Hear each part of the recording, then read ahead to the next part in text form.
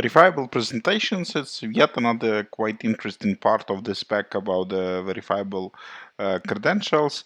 So, and we already have a quick chat with you what the verifiable credential mean and what the DID means. So with the ID you could say who you are, share your private keys, and with the VCs you get the power of unlocking the data and say some facts about you and about others, so you could be the issuer of the credentials.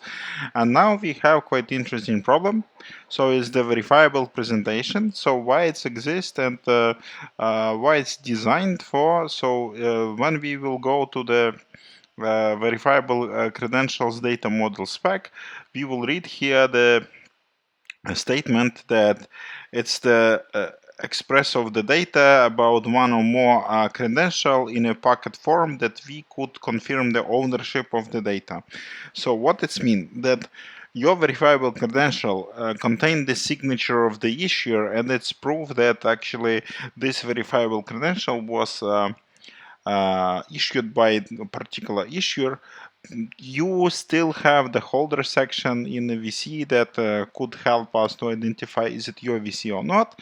But in practice, until you sign something with your private key, we could not prove that it's really belongs to you. And verifiable presentation, actually, it's this form that allow you to pack a couple of your VCs, sign it by yourself, and with this signature you will prove that you are owner of this VCs, and the verifiable presentation actually allow us to exchange the information about our VCs with the verifier in a short period of time. So that's the main idea of this. So you could see the verifiable presentation as just an envelope that contain a lot of VCs signed by you and shared with other person on request for a short period of time. So it's actually what we have here, that verifiable presentation is always an answer to the holder of a holder to verifier. We will go to the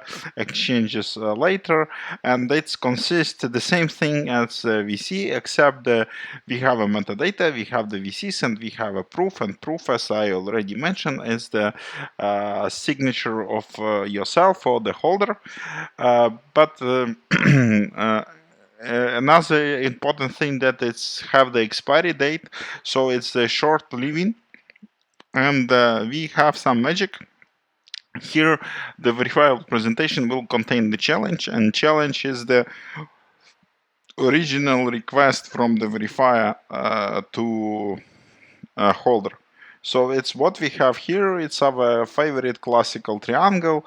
Yeah, that we have you as a holder, we have a verifier. For example, HR from Affinity wants to ask you something about yourself. For example, in our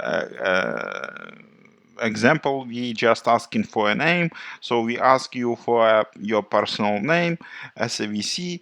You go to your wallet, find all the required VCs that you have, and you issue. Yeah, it's super important to understand. You as a holder issue the sign it by yourself verifiable presentation and give it back to the verifier.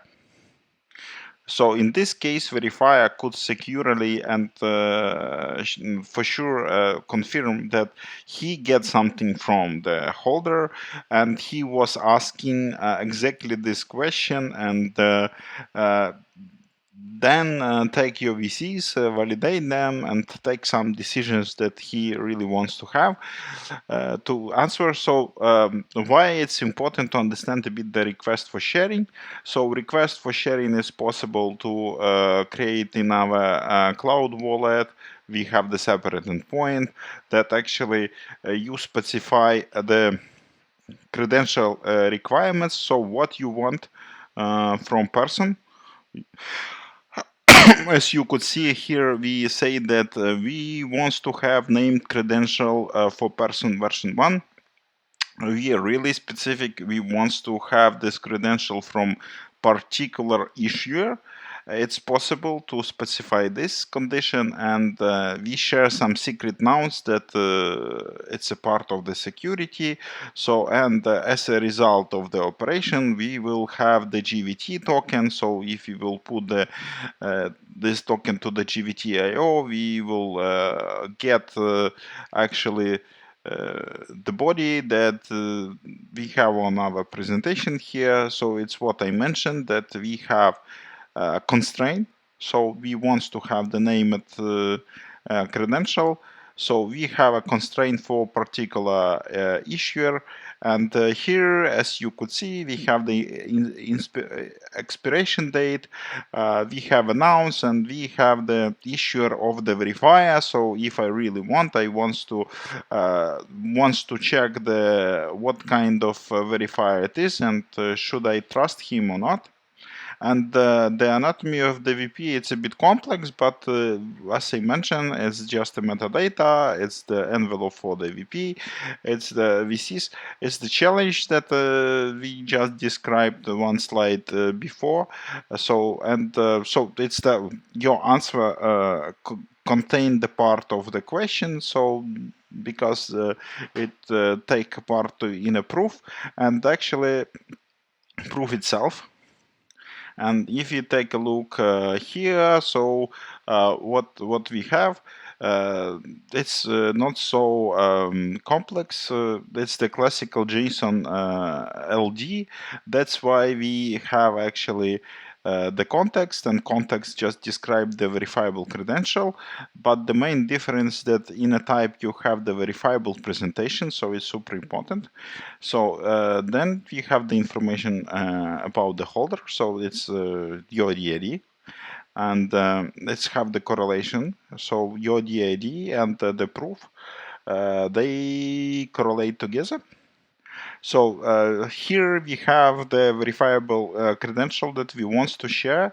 So if you could see, it's the full scale verifiable credential, and here we have the name credential of person, so it's what we was asked to share, and we have all the information about the issuer, and we have the independent proof. So actually the full scale credential, and what's more interesting is the proof of the VP. As you could see, we have a challenge, and challenge is exactly the GVT that we together with you take a look. So I decided it's for the main YouTube, but it's absolutely optional. But what's more important, we have the signature here. So this signature actually related to this DID. So if we will go to the resolver, get the public key, we could check that this signature actually it's actually from the public key that we have here. So it's a bit more complex than the VC, but somehow it's similar, but instead of claims you have the VCs, and you have the special type here. So, and that's it. So the VP is just this special form of the credential that prove that all these credentials belongs to you.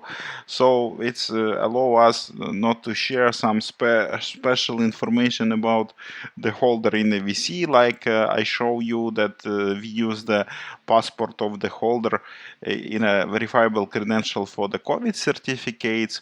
It's we have more complex flows for the exchange of the presentations. I already shared it in a separate video about the presentation exchange. So here we have much simpler flow, where we have this request for presentation as a GVT token, and then we just send back the presentation itself.